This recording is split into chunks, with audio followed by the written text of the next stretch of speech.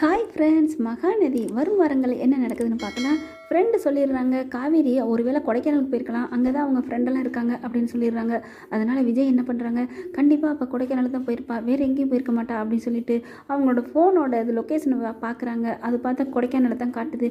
அதனால் என்ன பண்ணுறாங்க, விஜய் சல்லுன்னு வண்டியை விட்டுறாங்க, கொடைக்கானலுக்கு போகிறாங்க. போயிட்டு நேராக என்ன பண்ணுறாங்க, அவங்க வீட்டுக்கு தான் போகிறாங்க. பார்த்தா அங்கே வீடு பூட்டிருக்கு. என்ன காவேரி காணுமே, அப்போ இங்கே என்ன வரலையா, இல்லை வெளில எங்கேயும் போயிருப்பாளா அப்படின்னு பார்க்குறாங்க. அதுக்கப்புறம் அங்கே வர்றவங்களாம் நிறைய பேர் வர்றாங்க போகிறாங்க. பார்த்துட்டு என்ன தம்பி காவேரி தேடுறீங்களா, இப்போ தான் போனா வெளியில் அப்படிங்கிறாங்க. ஏன் எல்லாம் 2 பேரும் ஒன்றா வராமல் தனித்தனியாக வந்திருக்கீங்க அப்படிங்கிறாங்க. இல்லை நான் அவன் முன்னாடி வந்துட்டா அப்படின்னு சொல்லிட்டு, எந்த பக்கம் போனா, இங்கிட்டு தான் போனா அப்படிங்கிறாங்க. ஏதோ கடைக்கு ஜாமாங்கமாக வாங்க போயிருப்பா அப்படின்ட்டு போகிறாங்க. விஜய் என்ன பண்ணுறாங்க, சரி காவேரி வரட்டும் அப்படின்ட்டு வர்ற வரைக்கும் உட்காந்துருக்காங்க, வெயிட் பண்ணிட்டு இருக்காங்க.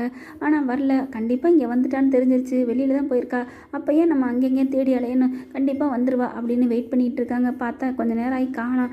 சரி நம்ம அப்படியே மெல்ல அங்கிட்டு போய் தேடி பார்ப்போம் அப்படின்னு அங்கிட்டு போகிறாங்க. பார்த்தா ஒரு கடையில் ஜாமான் வாங்கிட்டு இருக்காங்க. போயிட்டு டக்குன்னு சர்றக்குன்னு அப்படியே வண்டியை போய் நிப்பாட்டுறாங்க. ஜாமான் வாங்கிட்டு வர்றாங்க. வர்ற வழியில் நேராக போய் வண்டியை நிப்பாட்டுறாங்க. வண்டியை பார்த்தோன்னா காவேரிக்கு அப்படியே ஷாக் ஆகுது. என்ன இது, நம்ம புருஷன் நம்மளை தேடி இங்கே வந்துட்டாரே அப்படின்ட்டு இறங்கி வர்றாங்க. ஆனால் காவேரி இப்படி நிற்காமலே வேக வேகமாக நடந்து வராங்க. காவேரின்னு பின்னாடியே வராரு. டக்குன்னு வந்து முன்னாடி நிற்கிறாங்க. என்ன காவேரி நீ பாட்டுக்கு சொல்லிக்காமல் வந்துட்ட அப்படிங்கிறாங்க. சொல்லிக்காமல் வந்துட்டேன்னா நீங்கள் தானே சொன்னீங்க சொல்லிக்காமல் போன்னு, அப்புறம் இருக்கு அப்படிங்கிறாங்க. பாரு காவேரி, நான் ஏதோ தெரியாமல் தப்பு பண்ணிட்டேன், என்னை மன்னிச்சுக்கோ அப்படிங்கிறாங்க. எதுக்குங்க, நீங்கள் யாருங்க நான் யாருங்க, ஏன்ட்டையே மன்னிப்பு கேட்குறீங்க அப்படிங்கிறாங்க. இதெல்லாம் பேசாத காவேரி, நீ பாட்டுக்கு வந்துட்ட, தாத்தா என்னை பிடிச்சி காய்ச்சி முச்சுன்னு கத்துறாரு தெரியுமா. ஓ தாத்தா கத்துனனால தான் இப்போ கேட்டு என்னை தேடி வந்தீங்களா அப்படிங்கிறாங்க. அப்போல்லாம் இல்லை காவேரி, உன்னை விட்டுட்டு என்னால் இருக்க முடியல, புரிஞ்சிச்சா அப்படிங்கிறாங்க. என்ன புரிஞ்சிச்சா, சொல்லிக்காமல் கிளம்பிடணும், சொல்கிறவ எவ்வளோ இருக்க மாட்டா, இருக்கிறவ எவ்வளோ சொல்ல மாட்டா அப்படின்னு சொன்னீங்கல்ல, அந்த பசுபதி அவன் ஒரு பொறுக்கி, அவனுக்காக என்ன போச்சு நீங்கள் விட்டு விட்டு, இனிமேல் நான் உங்களுக்கு தொந்தரவு கொடுக்க மாட்டேங்க, நீங்கள் தாராளமாக போய் சந்தோஷமாக இருங்க அப்படிங்கிறாங்க. ப்ளீஸ் காவேரி, முடியாது காவேரி, என்னால் உன்னை விட்டுட்டு இருக்க முடியாதுன்னு டக்குன்னு கையை பிடிச்சி இழுத்து அப்படியே கட்டி அணைச்சிடுறாங்க. அப்படியே அதிர்ச்சியாகி போய் காவேரி நிற்கிறாங்க. என்ன பண்ணுறீங்க விஜய், கையை விடுங்க அப்படிங்கிறாங்க. என்னை விடுங்க அப்படின்னு தள்ளி விடுறாங்க. என்ன காவேரி இப்படி என்னை விரட்டுற தேடி வந்தா அப்படிங்கிறாங்க. நான் ஒன்றும் விரட்டலைங்க, நான் பாட்டுக்கு என் வழியை பார்த்துட்டு வந்திருக்கேன், நான் யாருக்குமே தெரியக்கூடாது, ஃபோனை கூட சுவிட்ச் ஆஃப் பண்ணிவிட்டு இங்கே வந்திருக்கேன். நான் எங்கள் அப்பாட்ட வந்து என் அப்பா மடியில் வச்சு தலை சாஞ்சு அழுதது போல் இருக்குது இங்கே வந்தது தெரியுமா, இருந்தாலும் பிறந்த மண்ணுக்கு ஈடாகாதுன்னு சொல்லுவாங்க, அது மாதிரி நான் இங்கே வந்துட்டேன். நீங்கள் உங்கள் தாத்தா, உங்கள் சித்தப்பா, உங்கள் அன்பு சித்தி இவங்களோட சந்தோஷமாக இருங்க.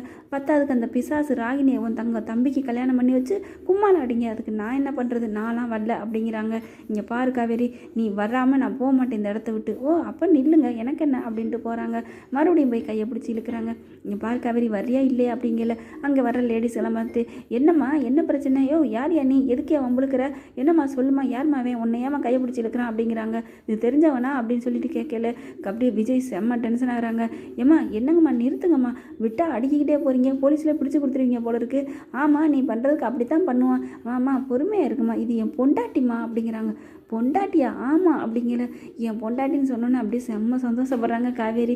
அதுக்கப்புறம் ஏமா பொண்டாட்டி புருஷன் சத்தம் போடுற கையை பிடிச்சிருந்தா நீ இப்படியாம்மா கத்துவ, நாங்கள் கூட யாரோ இவனோ அவன் கையை பிடிச்சி இருக்கிறானே, நம்ம ஒரு பிள்ளைகிட்ட வம்பு பண்ணுறானே, நாங்கள் பாட்டுக்கு கத்துறோம் அப்படிங்கிறாங்க. சொல்லுமா ஏன் பேந்த முழிக்கிற அப்படின்னு, இவன் புருஷன் தானே அப்படின்னு காவேரி பார்த்து கேட்குறாங்க. காவேரி அப்படியே ஒரு நிமிஷம் பார்க்குறாங்க விஜய் இருந்துட்டு, அடி காவேரி சொல்லி தொல்லடி, நீ பாட்டுக்கு தெரியாதுன்னு சொல்லிடாத, பிடிச்சி டின்னு கட்டிடுவாளுக போல இருக்கே அப்படின்னு விஜய் பார்க்குறாங்க. காவேரி இருந்துட்டு, இவர் அப்படின்னு சொல்லு அப்படின்னோடனே, எனக்கு தெரியாதுங்க யாருன்னு அப்படின்றாங்க. ஐயா தெரியாதுன்னு சொல்லிட்டு கடைசியில் என் பொண்டாட்டின்னு வேற சொல்கிறேன், எத்தனை பேரை இந்த மாதிரி கிளம்பியிருக்கீங்க அப்படின்னோடனே, காவேரி சொல்லு காவேரின்னா எல்லாரும், யோ இவனை போலீஸில் பிடிச்சி கொடுங்க அப்படின்னு எல்லாரும் கிட்டக்க வர்றாங்க. இவனை இந்த மாதிரி எல்லாம் சும்மா விடக்கூடாது, 4 சாத்துங்க அப்படின்னு வேகமாக வர்றாங்க கிட்டக்க. அதுக்கப்புறம் அடிக்கிறதுக்கு எல்லோரும் வந்தோடனே, காவேரி ப்ளீஸ் காப்பாற்று, உங்கள்கிட்ட நான் காப்பாற்றணும், என்னை நீ காப்பாற்ற மாட்டே அவகிட்ட இருந்து அப்படின்னு அடி நொக்க போகிறாங்க. அப்படின்னே, ஐயோ நான் சும்மா சொன்னேன் விட்டுருங்க, அவர் என் புருஷன் தான் அப்படின்றாங்க. அதுக்கப்புறம் என்னம்மா உங்கள் புருஷன் பொண்டாட்டி சண்டே இங்கேயுமா வச்சுக்கிருவீங்க, போய் வீட்டில் போய் வச்சுக்கோங்க அப்படிங்கிறாங்க.